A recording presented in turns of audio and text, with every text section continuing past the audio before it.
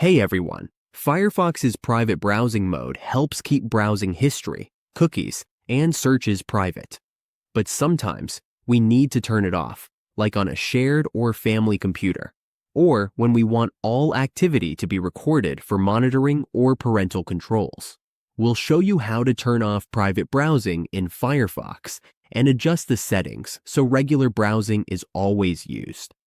When we disable private browsing, Firefox saves browsing history and activity, which can help with accountability and monitoring. Private browsing is helpful for temporary sessions, but if it's always on, it won't save history, cookies, or other data. Turning it off is important for parents, teachers, organizations, or anyone who needs a record of browsing activity. Knowing how to manage this setting lets us control Firefox and make sure it works the way we need. Let's go through the steps together to turn off Firefox's private browsing mode. First, we open our Firefox browser. If we see it's in private browsing mode, we can turn it off by changing the config settings. To do this, we use the search bar in the browser. We type about config, press enter, and a proceed with caution warning will appear. We'll be asked if we want to accept the risk and continue. If we do, just click accept and continue. Here, we search for the preference name we need to change.